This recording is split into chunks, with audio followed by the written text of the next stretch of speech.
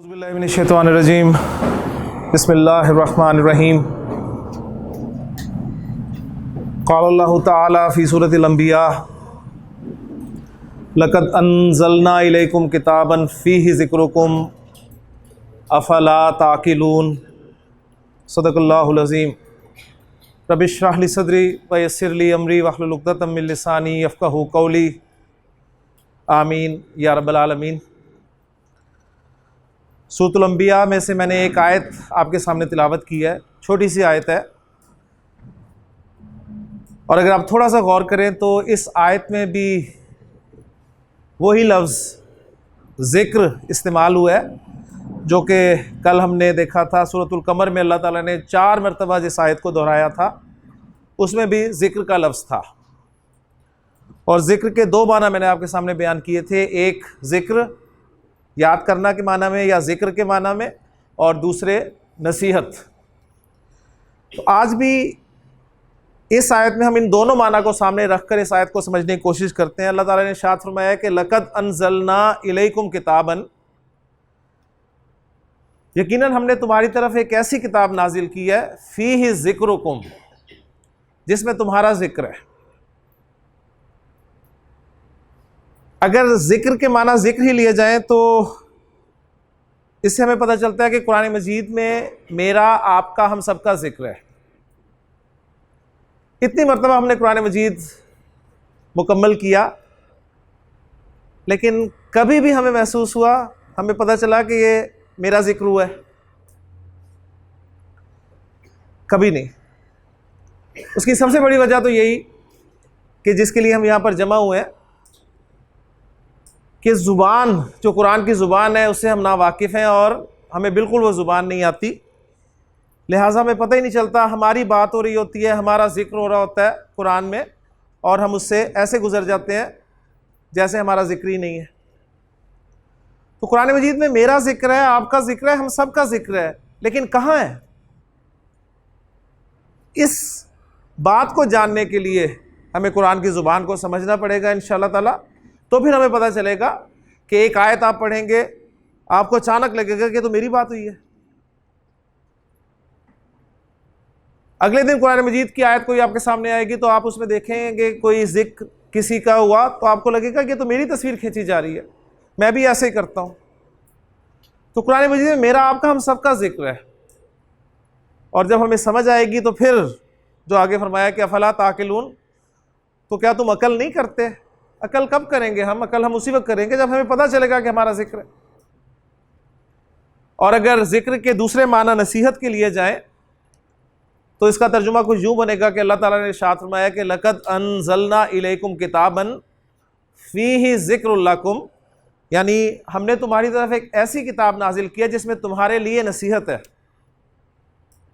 तो कुरान में मेरे लिए, आपके लिए, हम सबके लिए नसीहत है, लेकिन बात फिर वही कि उस नसीहत की ज़ुबान मेरी, आपकी ज़ुबान नहीं है, लिहाजा उस नसीहत से हम ऐसे गुज़र जाते हैं कि हमें पता भी नहीं चलता। तो उस नसीहत को, उस ज़िक्र को या उस फ़हम को जानने के लिए लिसानुल कुरान यानी कुरान की ज़ुबान समझने की ज़रूरत है।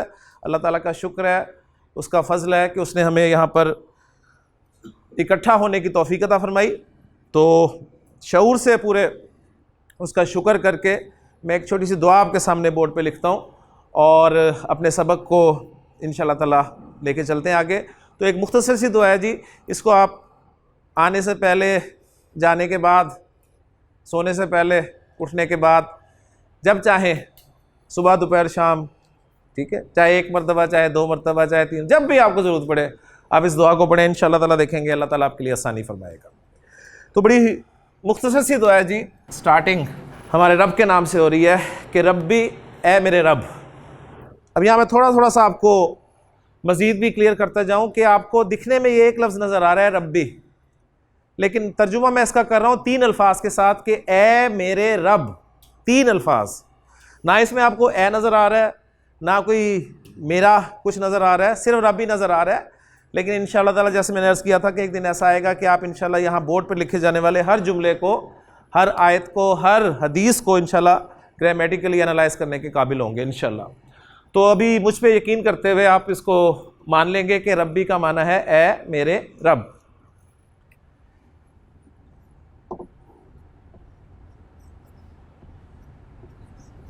यस्सिर, तू आसानी फरमा। अब ये भी एक ही लफ्ज़ है कहने को यस्सिर, लेकिन इसमें मैं तर्जुमा कर रहा हूँ कि अल्लाह के साथ आप आसानी फरमाइए, अल्लाह के साथ बेतकल्लुफ़ हुआ करें। और जो बेतकल्लुफ़ी इन अल्फाज में है कि तू आसानी फरमा, वो आप आसानी फरमाइए मैं नहीं समझता कि वो है। बहरहाल अदब एहतराम इसके बावजूद भी है।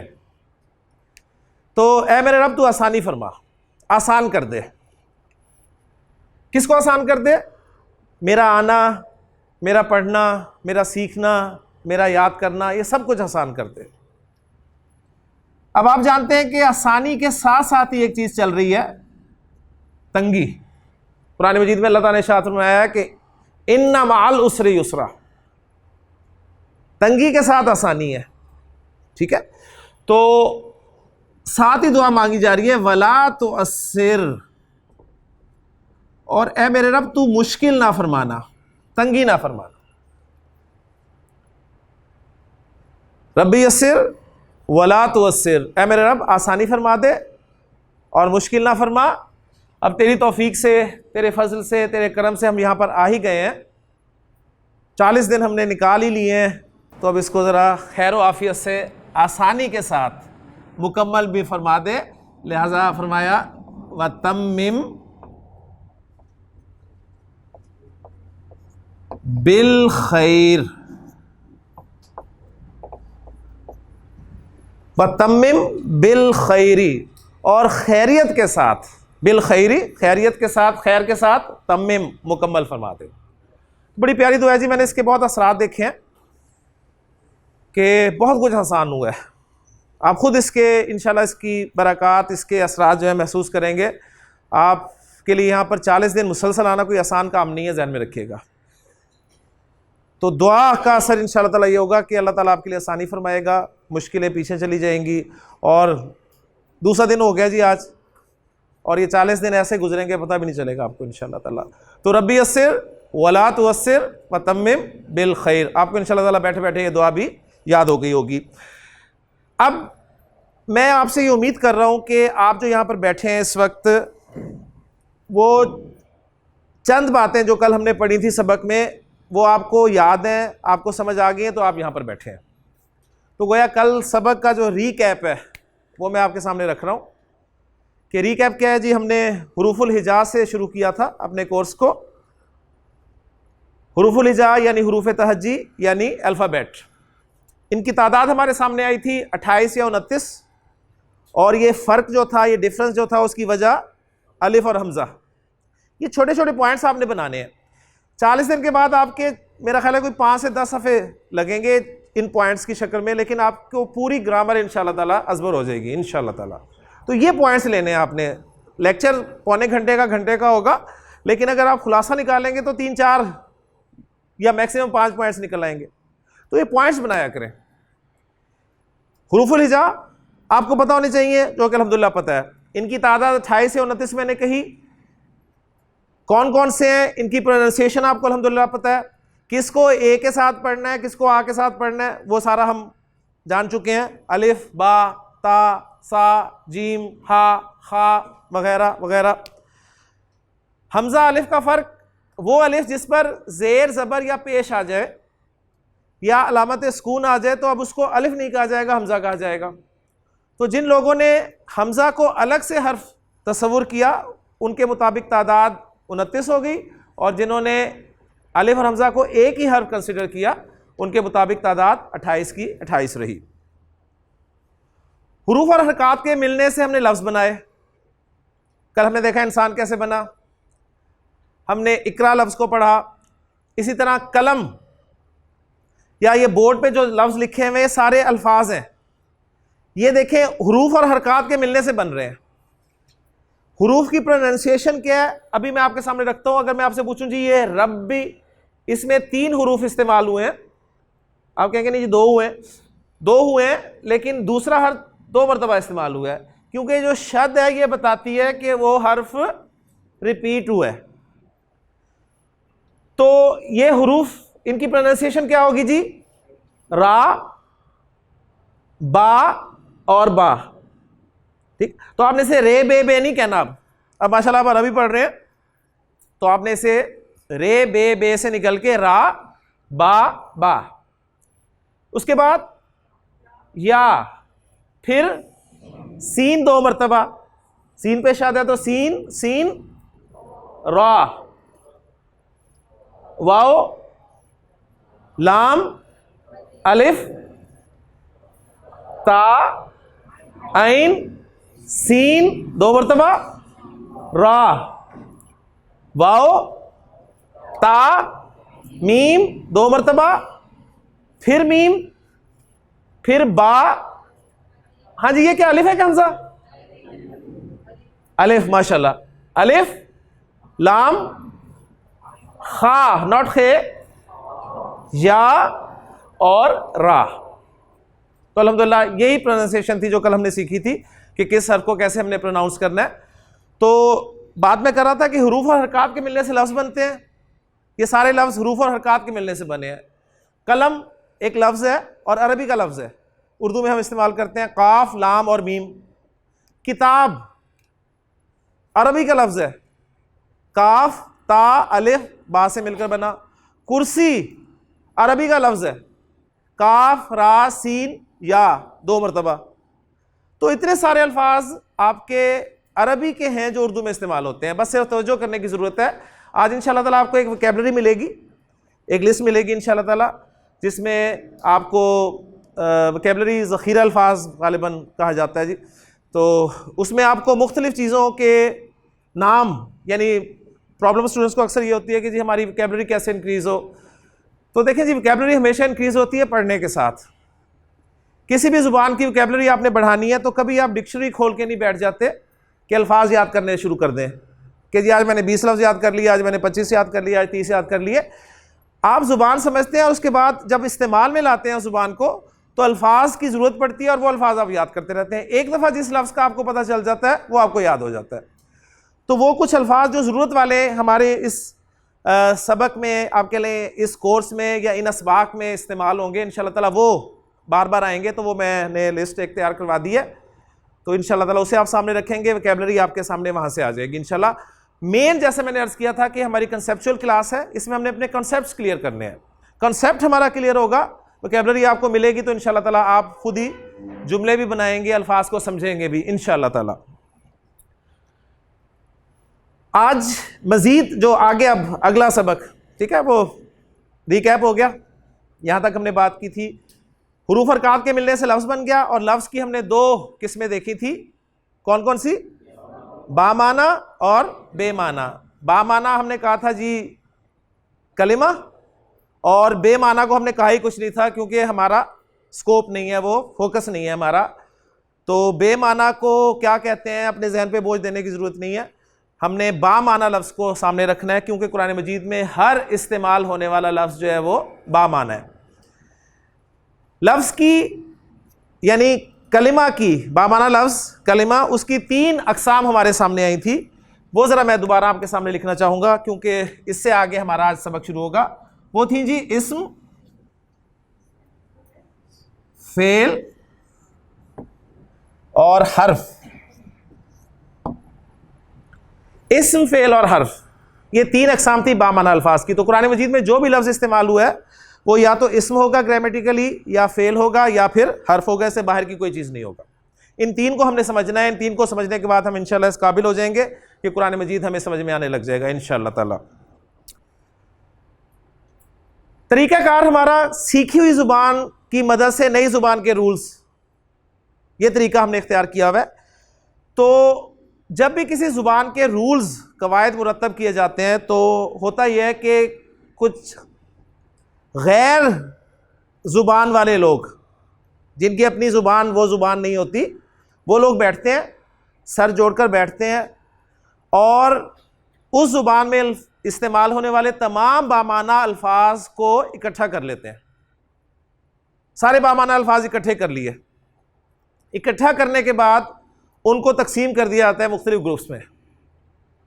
ठीक हो गया। एक टाइप के अल्फाज एक ग्रुप में डाल दिए, एक टाइप के दूसरे ग्रुप में, एक टाइप के तीसरे ग्रुप में, एक टाइप के चौथे ग्रुप में, तो मुख्तलिफ ग्रुप्स बना लेते हैं अल्फाज के। जब अंग्रेजी के रूल्स बने तो अंग्रेजी के रूल्स बनाने वालों ने अंग्रेजी के बामाना अल्फाज को 8 ग्रुप्स में तकसीम किया। कुछ ने कहा कि 9 है, लेकिन बहरहाल 8 पे इत्तेफाक है उनका भी। उन्होंने कहा जी 8 ग्रुप्स हैं जिन्हें पार्ट्स ऑफ स्पीच का नाम दिया गया। ठीक, अब चूंकि सीखी जुबान, तो मैंने जैसा अर्ज किया था मजबूरी है हमारी, उर्दू अंग्रेजी हमें साथ लगानी पड़ेगी, तब आपको अरबी समझ में आएगी इंशाअल्लाह ताला। तो जो पार्ट्स ऑफ स्पीच हैं वो 8 है। उर्दू, फारसी और अरबी, इन 3 जुबानों के रूल्स कवायद मुरतब करने वालों ने बामाना अल्फाज को 3 ग्रुप्स में डिवाइड कर दिया। तो पहला फर्क ये आया अंग्रेजी के साथ आपका, अंग्रेजी में अल्फाज जो थे वो 8 ग्रुप्स में तकसीम हो गए। उर्दू, फारसी और अरबी 3 जुबानों में 3 ग्रुप्स बन गए। वो 3 ग्रुप्स तीनों जुबानों में कौन से थे? वो ये थे, उर्दू में भी इस्म होता है, फेल होता है, हर्फ होता है। फारसी में भी इस्म होता है, फेल होता है, हर्फ होता है। अरबी में भी इस्म है, फेल है और हर्फ है। अब सवाल ये पैदा होता है कि जो अंग्रेजी में आपके 8 पार्ट्स ऑफ स्पीच हैं, 3 तो समझ में आ गए, वो बाकी कहाँ जाएंगे 5? तो जाहिर बात है वो 5 जो है वो इन्हीं में कहीं ना कहीं घुसे हुए होंगे।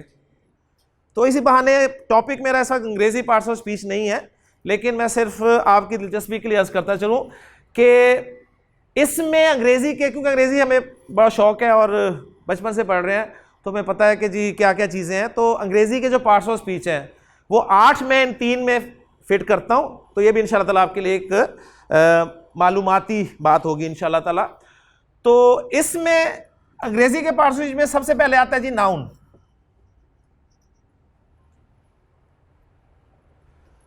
प्रोनाउन भी इसी में आएगा। अब माशाल्लाह नाउन का आपको पता है, प्रोनाउन का आपको पता है। नाउन क्या होता है जी? किसी शख्स, किसी चीज, ठीक है, name of anything. Pronoun is a word which is used in place of a noun. आप नाउन के लिए, नाउन की जगह पर जो लफ्ज इस्तेमाल करते हैं उसे प्रोनाउन कहते हैं। ठीक है, ही, शी, इट जैसे एग्जांपल्स हैं इसकी। फिर नाउन, प्रोनाउन भी इसमें आ गया। उसके बाद जो आपका वर्ब है वो आपका फेल ही है। एडजेक्टिव्स, ये सारे के सारे आपके नाउन कंसिडर होंगे। एडजेक्टिव भी नाउन में चला गया। एडजेक्टिव सिफत को कहते हैं।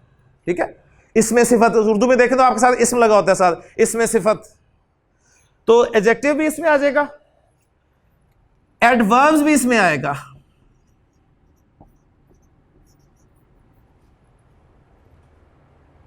एडवर्ब ये भी क्वालिफाई करता है, नाउन को करता है, एडजेक्टिव को करता है या वर्ब को करता है, यानी अनदर वर्ब यानी एडवर्ब को करता है। तो एडजेक्टिव ये नाउन को क्वालिफाई करता है और एडवर्ब जो है ये वर्ब को या एडजेक्टिव को या एडवर्ब को ही क्वालिफाई करता है। ठीक है, ये देखें आप उस हिसाब से देखें तो यहां पर आपको आपके सामने होगा इसम, तो शायद महदूद सी कोई चीज आपके सामने हो, लेकिन यहां पर आप देखें बढ़ रही हैं चीजें। तो 1 2 3 4 5 हो गए। उसके बाद आपकी हैं जी प्रेपोजिशंस। अब प्रेपोजिशंस जो है ये आपके हुरूफ में चली जाएंगी जी, हर्फ में आ जाएंगी।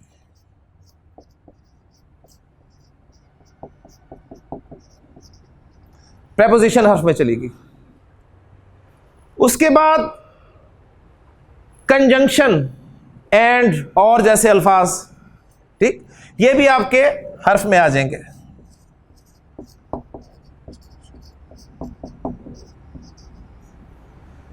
कितने हो गए जी? 7। एक रह गया। क्या रह गया जी पार्ट ऑफ स्पीच? जी वो अगर 9 वालों की बात मानी जाए ना तो वो आर्टिकल को शामिल करते हैं। Article is 9th part of speech. 8th part of speech कौन सा है उमर? इंटरजेक्शन। इंटरजेक्शन क्या लफ्ज होता है? ये आपके इमोशंस को एक्सप्रेस करता है। वाओ, ठीक है। कुरान मजीद में जैसे यूसुफ अलैहिस्सलाम के भाइयों ने जब हज़रत यूसुफ को कुएं में डाला था तो काफिला वहां से गुजरा तो जब काफिले में वारिद ने फ़ारसला वारिदा हम फ़ा अदला दलवा, तो उसने जब डोल डाला तो हज़रत यूसुफ अलैहिस्सलाम उसमें निकले, तो काला या बुशरा हाजा गुलाम। ठीक है, तो यानी या बुशरा को अगर हम उससे सेंस में लेना वाओ, तो वो फिर आपको समझ में आएगा कि ये सारा वो इंटरजेक्शन है। ठीक, तो इंटरजेक्शन अब किस तरफ जाएगा, ये भी इसमें आ जाएगा जी।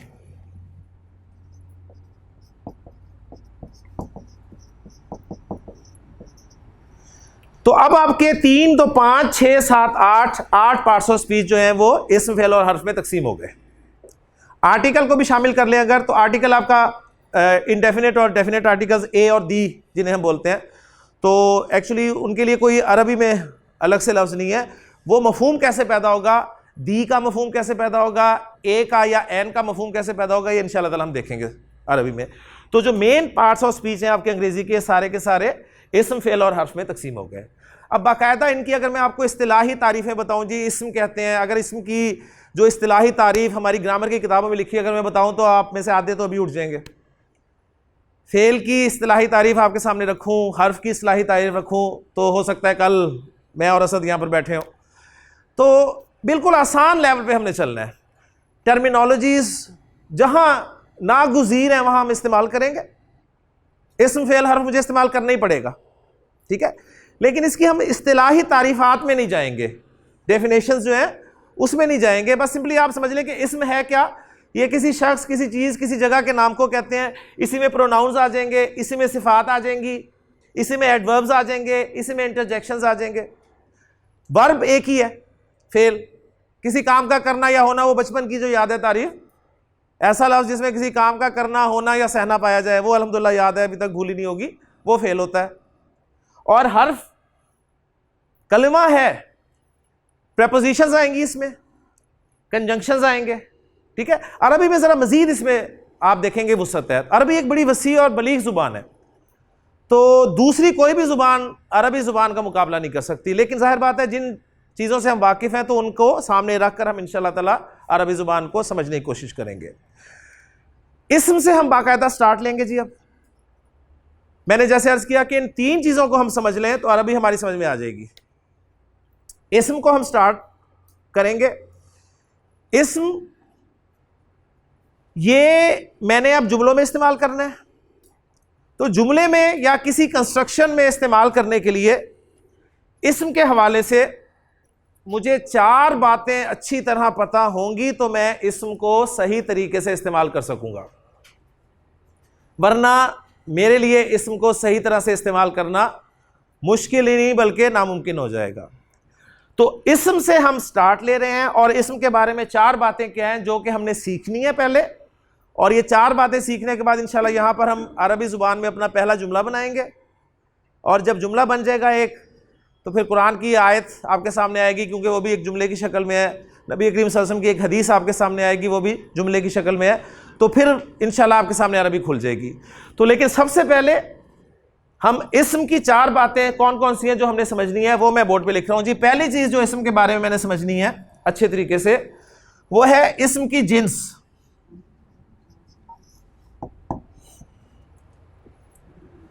जिन्स यानी जेंडर।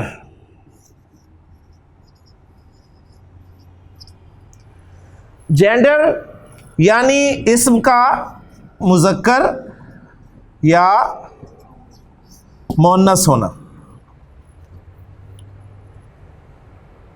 उर्दू में जब तक मुझे पता ही नहीं है कि कलम मुज़क्कर है या मुअन्नस, अगर मैं आपसे सवाल करूं जी, कलम मुज़क्कर है कि मुअन्नस, आप सोच रहे हैं कलम को क्या कहें, मुज़क्कर कहें मुअन्नस कहें? तो ये ना मुज़क्कर है ना मुअन्नस है। कलम ना मुज़क्कर है ना मुअन्नस है, लेकिन इसका इस्तेमाल मुझे या मुज़क्कर करना पड़ेगा या मुअन्नस करना पड़ेगा। ठीक है, आप सब मुज़क्कर हैं, ये सब मुअन्नस है, बात समझ में आती है। कुर्सी मुज़क्कर है कि मुअन्नस?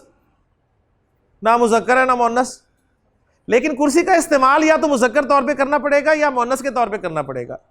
तो जब मुझे पता ही नहीं कि कलम उर्दू में मैं मुज़क्कर इस्तेमाल करता हूं, तो मैं कलम को जुमले में कैसे इस्तेमाल करूंगा? बेशक जानदार नहीं है, लेकिन इस्तेमाल तो मुज़क्कर मुअन्नस के तौर पे है कि नहीं है? कुर्सी आपकी मुअन्नस है ना, नहीं, क्या है, क्या इसे जिन्स के एतबार से हम क्या इस्तेमाल करते हैं? मोनस करते हैं ना, तो जानदार नहीं है। हालांकि मुज़क्कर क्यों नहीं करते? मेरा कुर्सी क्यों नहीं कहते? मेरा कुर्सी क्यों, मेरी बात का जवाब दे, मेरा कुर्सी आप क्यों नहीं कहते?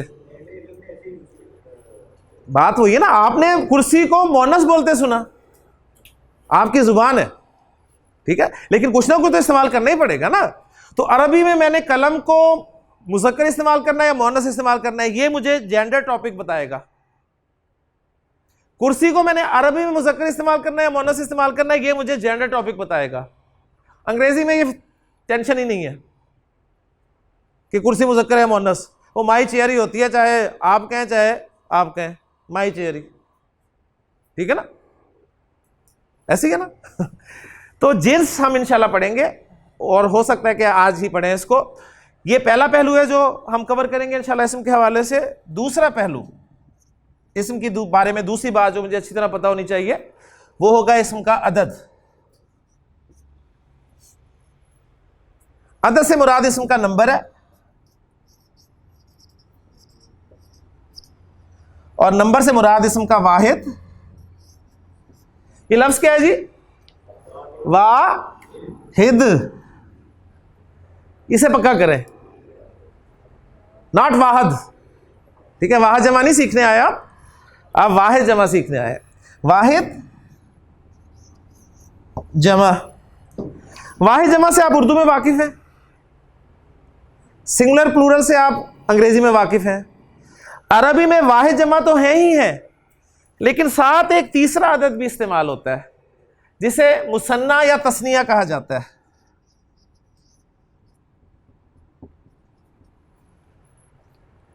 अरबी में एक के लिए वाहिद का लफ्ज इस्तेमाल होगा, दो के लिए मुसन्ना का लफ्ज इस्तेमाल होगा, और दो से ज्यादा जायद, ठीक है, ज्यादा के लिए जमा का लफ्ज इस्तेमाल होगा। जबकि उर्दू और अंग्रेजी में एक के लिए वाहिद और दो या दो से ज्यादा के लिए जमा इस्तेमाल होता है।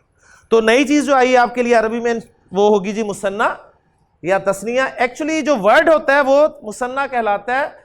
The act of making musanna is called tasniya. तस्निया जो होता है वो असल में मुसन्ना बनाने के अमल को कहा जाता है। तो हमें एक कलम की अरबी तो पता है जी, ठीक है, कलम की अरबी कलम, लेकिन कलम की जमा आपको पता है? कलम की जमा आपको नहीं पता, तो अरबी में आपको आनी चाहिए, ठीक है। अच्छा, कलम, माशाल्लाह एक जवाब आ गया, अकलाम। कलम की जमा अकलाम। किताब की जमा कुतुब, वो माशाल्लाह आपको आती है। तो एक किताब किताब है और दो से जायद कुतुब है, लेकिन दो किताबों के लिए अरबी में अलग से लफ्ज होगा, वो हम सीखेंगे मुसन्ना में। दो कलम के लिए अरबी में अलग से लफ्ज होगा, ये हम सीखेंगे इंशाल्लाह ताला कि वो कैसे बनना है, उसका फार्मूला क्या है, रूल्स क्या है, सारे रूल्स के तहत इंशाल्लाह ताला हम चलेंगे जी। तीसरी चीज जो इस्म के बारे में मुझे पता होनी चाहिए वो होगी जी इस्म की वुसअत। वुसअत, वुसअत कहते हैं जी कैपेसिटी को। हम कहते हैं माशाल्लाह इस हाल की बड़ी वुसअत है। कैपेसिटी, कुछ नाउन्स ऐसे होते हैं जिनकी कैपेसिटी कम होती है, कुछ नाउन्स ऐसे होते हैं जिनकी कैपेसिटी बहुत ज्यादा होती है। आप कौन है जी?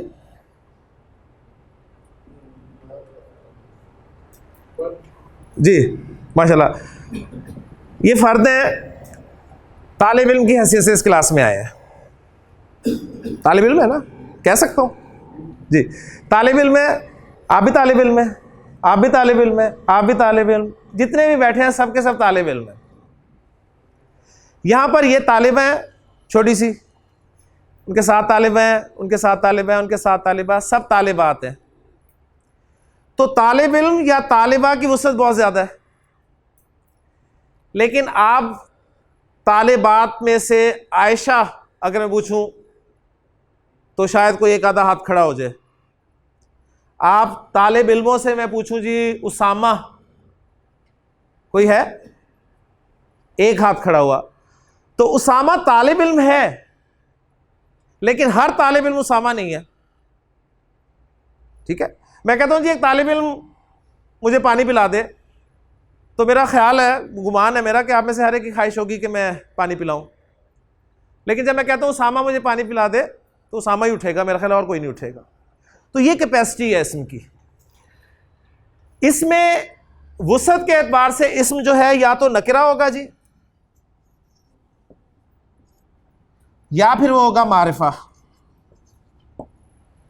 ये भी आप पढ़ते आए हैं, उर्दू ग्रामर में आपने नकरा मारिफा पढ़ा हुआ है। ठीक है, डेफिनेटली मारिफा नकरा हम उर्दू में पढ़ते आए हैं, कॉमन नाउन प्रॉपर नाउन अंग्रेजी में पढ़ते आए हैं। ठीक है, तो अरबी में कौन सा नाउन जो है वो नकरा कंसिडर किया जाएगा, कौन सा नाउन प्रॉपर कंसिडर किया जाएगा, ये इंशाअल्लाह ताला हम यहां पर सीखेंगे जी।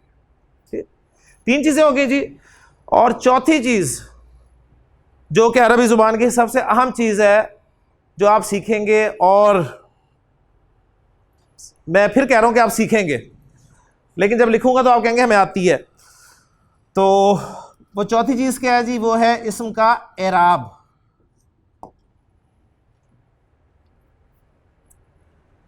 एराब एक लफ्ज हमने पढ़ा हुआ है, हमारे पेपर्स में, उर्दू के खासतौर पर पेपर में सवाल आया करता था, एराब लगाइए। तो हम क्या करते थे जी, ठीक है ना, ज़ेर ज़बर पेश लगा देते थे, ऐसे ही है ना। ज़ेर ज़बर पेश को अभी हमने कल पढ़ा है, क्या है, हरकत हैं वो, सही। और यही चीज जो है सबसे बड़ी रुकावट बनती है अरबी समझने में। बराए मेहरबानी आप अपने जहन से इस बात को निकाल दें या अच्छी तरह बिठा लें कि ज़ेर ज़बर पेश हरकत हैं, एराब नहीं है। एराब इज समथिंग डिफरेंट। वो समथिंग डिफरेंट क्या है, वो है status of a noun. Noun का स्टेटस क्या है।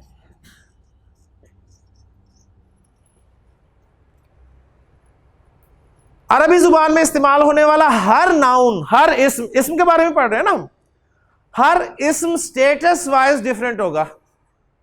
जिस तरह आप लोग माशाल्लाह स्टेटस वाइज डिफरेंट है, ठीक है। इवन एक स्टेटस के लोग जो हैं वो भी अपने डेली रूटीन में डिफरेंट है।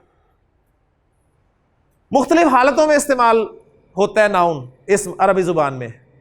आप सुबह एक हालत में होते हैं, जब सुबह सो के उठते हैं तो आपकी और हालत होती है, बिजनेस के लिए फैक्ट्री के लिए निकलते हैं तो और हालत हो जाती है आपकी, ठीक। और जब शाम को आते हैं तो और हालत होती है। तो आप हालतें बदलते रहते हैं अपनी, होते आप ही हैं, ठीक है। कभी आप बड़े ऊंची हालत में होते हैं, फ्रेश, और शाम को गड़े हुए होते हैं, थके हारे, होते आप ही हैं। और रात को फिर आप लेटी हुई हालत में होते हैं, ठीक है। तो अरबी जुबान में भी इस्म जो है वो 3 हालतें इख्तियार करेगा, और वो 3 हालतें हमें एराब बताएगा इस्म की, ठीक है। इस एतबार से जो आपने चीज समझनी है वो ये है कि अरबी जुबान में जैसे कि जिन्स के एतबार से इस्म या तो मुज़क्कर है या मुअन्नस है, अदद के एतबार से या वाहिद होगा या मुसन्ना होगा या जमा होगा, वुसअत के एतबार से या नकरा होगा या मारिफा होगा, तो एराब के एतबार से इस्म या तो मरफू होगा,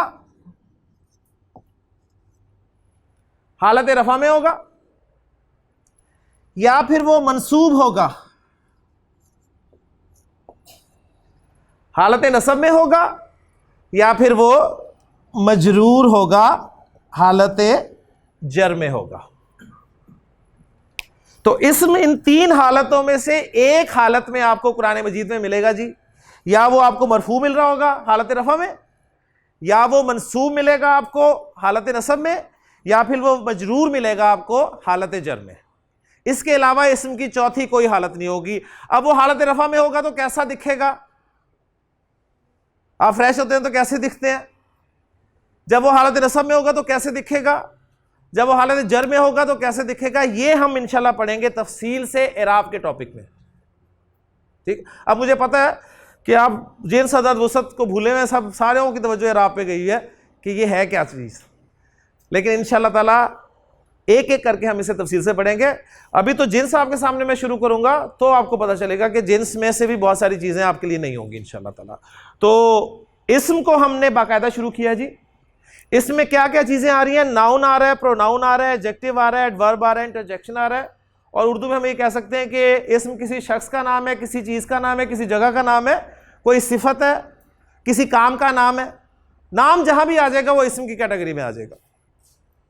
और इस्म को जुमले में या किसी कंस्ट्रक्शन में इस्तेमाल करने के लिए मुझे उसके बारे में 4 चीजें अच्छी तरह पता होनी चाहिए। उसकी जिन्स, कि ये मुज़क्कर है, मुअन्नस है। अगर रियल मुज़क्कर मुअन्नस नहीं है तो इसका इस्तेमाल मुज़क्कर है या मुअन्नस। अदद वाहिद के लिए तो कलम इस्तेमाल होता है, मुसन्ना के लिए क्या होता है, जमा के लिए क्या होता है, ये मुझे सीखना पड़ेगा। ये कलम इस्म जो है नकरा है कि मारफा है, ये मुझे जानना पड़ेगा। कलम किस हालत में इस्तेमाल करना है मैंने जुमले में, रफा में, नसब में, जर में। जब ये रफा में होगा तो कैसा होगा, नसब में होगा तो कैसा होगा, जर में होगा तो कैसा होगा, ये इंशाल्लाह हम इराब में पढ़ेंगे। यहीं पर हम आज इक्तिफा करते हैं। मेरा तो दिल करता है कि आपको आज ही मैं सारी अरबी पढ़ा दूं और जल्द से जल्द आप कुरान मजीद की आयत या नबी वसल्लम की हदीस को जो है बोर्ड पे एनालाइज करने के काबिल हो जाएं।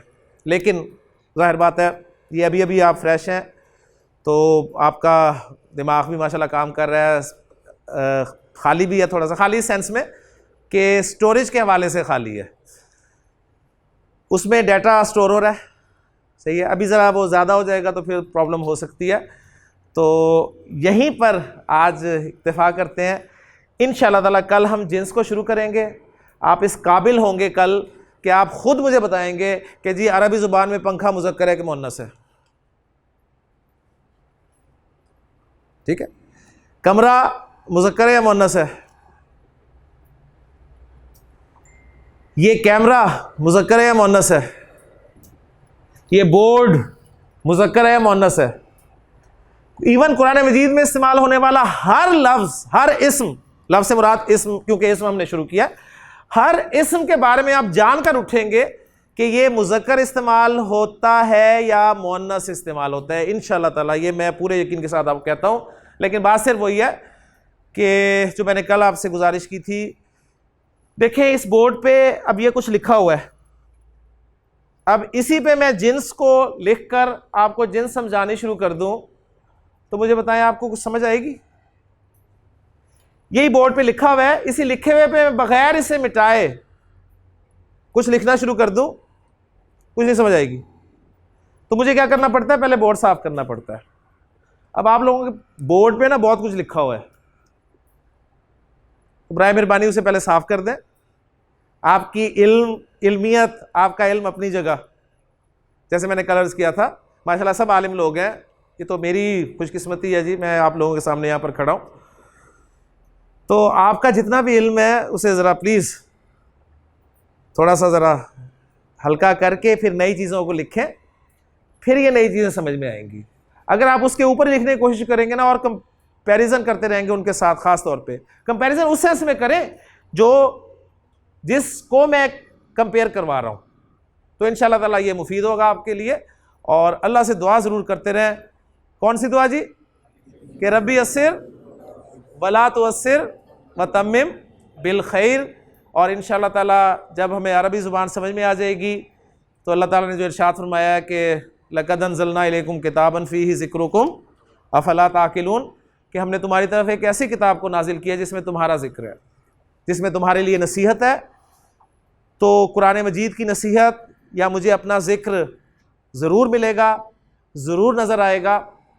यहाँ पर नसीहत के बारे में बस एक बात और सुन लीजिए, फिर मैं इस सबक को ख़त्म करता हूँ। नसीहत कहते किसे हैं जी?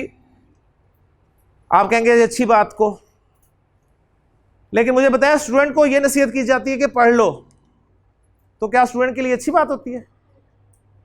स्टूडेंट इसे अच्छी बात समझता है? स्टूडेंट के लिए तो अच्छी बात है ही नहीं। बस नसीहत के हवाले से एक बात याद रख लें कि नसीहत एक ऐसी बात होती है जो बार बार की जाती है, जो बार बार की जाती है और कोई अहम बात होती ज़रूर है। तो कुरान मजीद नसीहत के लिए बहुत आसान है। तो गोया कुरान मजीद में कोई बात ऐसी होगी जो बार बार होगी। अब ये हमने ढूंढना है कि कुरान में बार बार अल्लाह ताला ने क्या बयान किया है, क्या हमें याद दिलाया गया। और वो आपकी दिलचस्पी के लिए अर्ज करता चलूं कि अल्लाह ताला ने हमें कुरान में बार बार याद दिलाया है कि तुमने मरना है। कुरान की सबसे बड़ी नसीहत मौत है जी, मौत।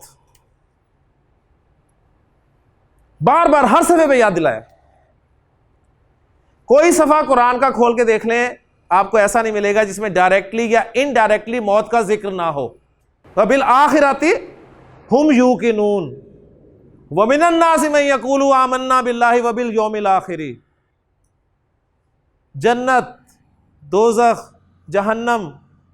फिर कहीं अल्लाह ताला ने फरमाया कि अल्लाह समीउन बसीर, अल्लाह देख भी रहा है तुम्हें। तो अल्लाह इंफॉर्मेशन नहीं दे रहा आपको कि मैं देख रहा हूं। अल्लाह ताला बता रहा है कि तुमने इधर ही नहीं रहना सारी जिंदगी, मेरे पास भी आना है। तो कोई सफ़ा कुरान का ऐसा नहीं है जिसमें मौत का तज़किरा ना मिले जी, डायरेक्टली या इनडायरेक्टली। सबसे बड़ी नसीहत कुरान की मौत है। और ईमानदारी वाली बात है बड़ी फायदे की चीज़, लेकिन हमें अच्छी नहीं लगती। मुझे आपसे बात करना पड़े, माशाल्लाह कुछ बुजुर्ग भी बैठे हैं, मैं उनसे कहूँ जी अल्लाह ना करे, खुदा ना खास्ता आप फौत हो गए, तो बुरा मनाएंगे वो, इसलिए कि मौत का जिक्र पसंद ही नहीं है। ना मुझे पसंद है ना आपको पसंद है। लेकिन कुरान की सबसे बड़ी नसीहत मौत है। एक बुजुर्ग एक जनाजे के साथ साथ जा रहे थे, तो एक नौजवान पीछे पीछे आया और उसने पूछा कि हजरत किसका जनाजा है? तो बुजुर्गों ने जवाब दिया तेरा। अब जरा नौजवान से पूछूं कि माशाल्लाह आपने क्या आपके जज्बात होंगे। उन्होंने कहा बाबा जी सीधी जी गल पूछी सी, पुठा ही जवाब देता तो सीधे। उन्होंने कहा बेटा अगर बुरा लगा है तो मेरा है। क्या मतलब कि जनाजा किसी का भी हो, जनाजा असल में याद दहानी है कि आपने भी मरना है। इसी तरह एक नौजवान किसी बुजुर्ग के पास गया और उनसे कहा कि हजरत मुझे कोई नसीहत करे। तो बुजुर्गों ने पूछा कि बेटा तुम्हारे माँ बाप जिंदा है? तो उसने कहा जी नहीं, फौत हो गया। तो उन बुजुर्गों ने कहा कि फिर और क्या नसीहत करूं तुम्हें, अभी कोई नसीहत बाकी है? तुमने अपने माँ बाप को अपने कंधों पर कब्रिस्तान में पहुंचाया, फिर अपने हाथों से दफन किया, और अभी मुझसे नसीहत मांग रहे हो कोई। लेकिन हकीकत की बात यह है कि नसीहत ना मुझे अच्छी लगती है ना आपको अच्छी लगती है, और हम इसे भूले बैठे हैं। लेकिन कुरान ने बार बार हर सफ़े पर वो नसीहत याद कराने की कोशिश की। तो कुरान की नसीहत यही हमें सबक याद रह जाए ना पूरे कुरान में से कि हमने मरना है, तो देखें हम कैसे सही हो जाएंगे। बस अल्लाह ताला से दुआ है कि अल्लाह ताला हमारे लिए यहाँ पर हमारा आना, बैठना, समझना, समझाना कबूल फरमाए। सुब्हानकल्लाहुम्मा व बिहम्दिका अशहदु अल्ला इलाहा इल्ला अंता अस्तगफिरुका व अतूबु इलैक।